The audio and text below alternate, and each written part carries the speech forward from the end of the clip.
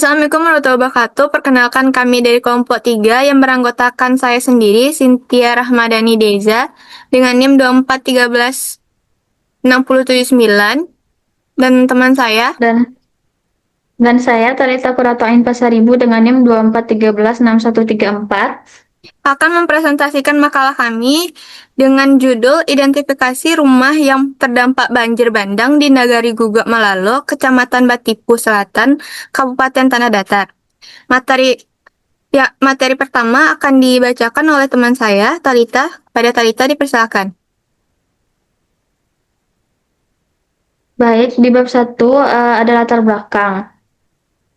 Indonesia merupakan negara yang sangat rentan terhadap bencana alam, termasuk banjir bandang karena curah hujan yang tinggi, topografi pegunungan, dan juga perubahan penggunaan lahan. Sumatera Barat memiliki lereng yang curam dan juga intensitas hujan yang tinggi, sehingga rawan terjadi banjir bandang.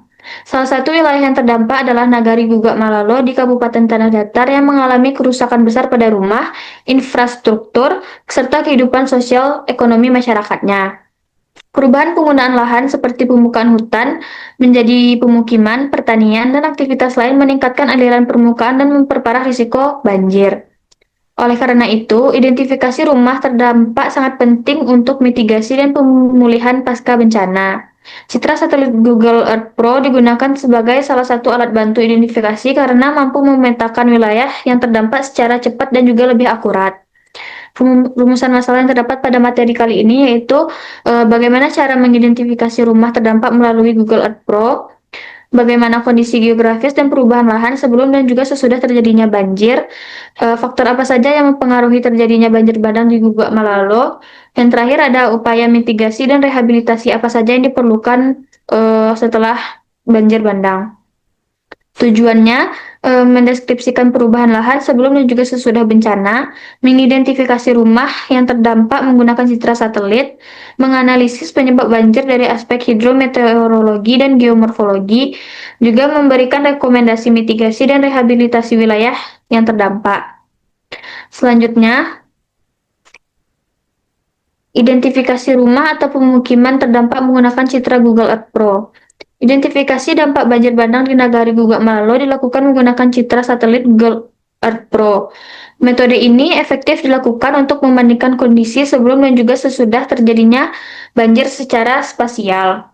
Hasil interpretasi menunjukkan rumah terdampak umumnya berada di sepanjang kiri dan juga kanan aliran sungai, terutama di dekat bantaran dan juga jembatan. Bangunan yang rusak ditandai dengan warna merah, memperlihatkan pola memanjang mengikuti alur sungai. Beberapa rumah yang agak jauh dari sungai tetap terdampak akibat luapan air dan hantaman material seperti kayu dan batu. Luas area terdampak diperkirakan sekitar 0,4 sampai 0,6 hektar berdasarkan skala peta dan juga sebaran bangunan yang rusak.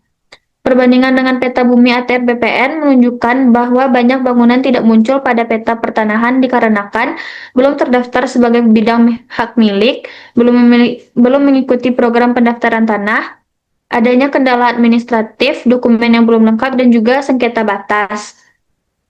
Hal ini menyebabkan bangunan tampak di citra satelit tetapi tidak muncul sebagai bidang terdaftar pada peta digital pertanahan. Yang kedua ada kondisi geografis dan perubahan lahan sebelum dan juga sesudah banjir bandang.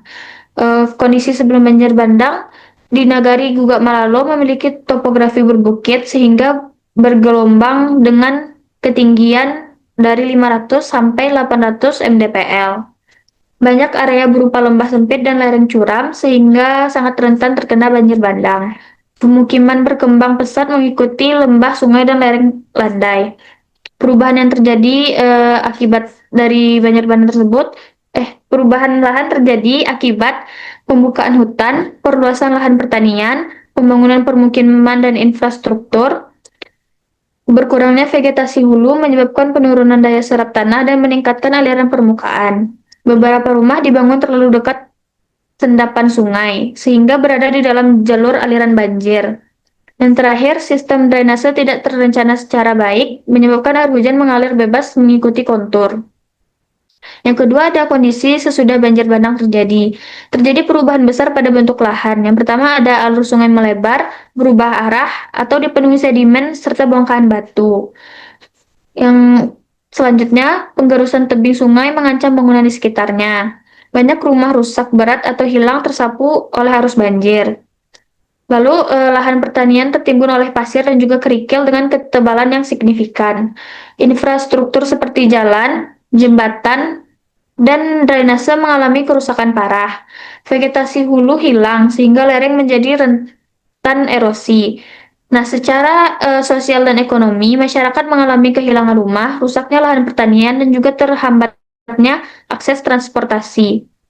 Penataan ulang pemukiman diperlukan berdasarkan zonasi risiko bencana untuk mencegah kejadian serupa terjadi.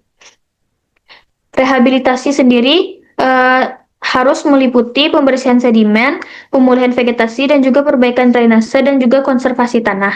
Sekian materi dari saya. Materi selanjutnya akan dibacakan oleh rekan saya Cynthia. Kepada Cynthia dipersilahkan. Ya, selanjutnya itu faktor yang mempengaruhi terjadinya banjir bandang di Nagari Gugak Malalo. Banjir bandang di Gugak Malalo terjadi karena kombinasi faktor alam dan aktivitas manusia. Curah hujan ekstrim dalam waktu singkat menjadi pemicu utama, seperti pada daerah Aceh, Sumatera Utara, dan Sumatera Barat, yang dikarenakan sering menerima suplai uap air besar yang menyebabkan hujan lebat.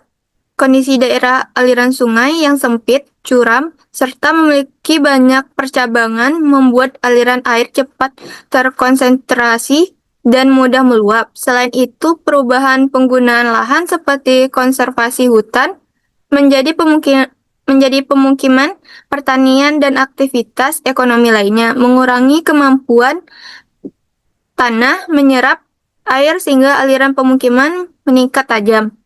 Deforestasi di bagian hulu juga memperparah erosi dan memperbesar volume air yang mengalir ke hilir.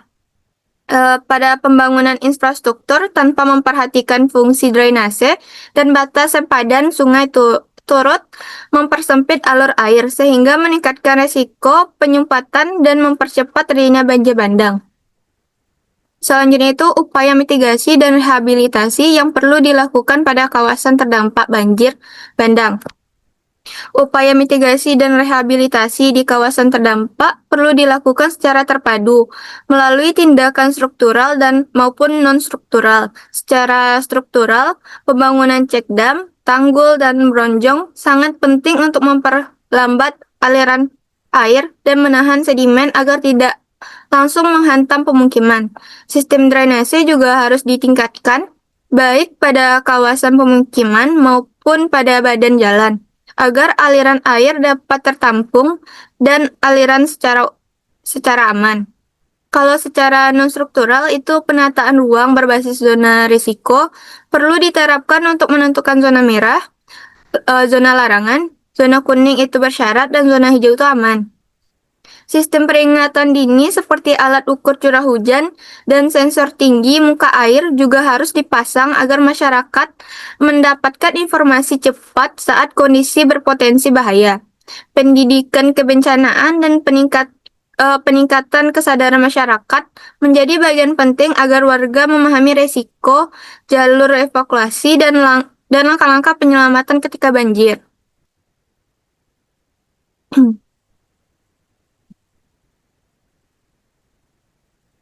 Baiklah, adapun kesimpulan dari materi kami itu dapat disimpulkan bahwa hasil identifikasi melalui citra satelit menunjukkan bahwa banjir bandang di Nagari Gugak Malalo menimbulkan kerusakan besar pada pemukiman yang berada di sepanjang alur sungai, terutama itu rumah yang berlokasi dekat bantaran dan berada pada jalur utama banjir.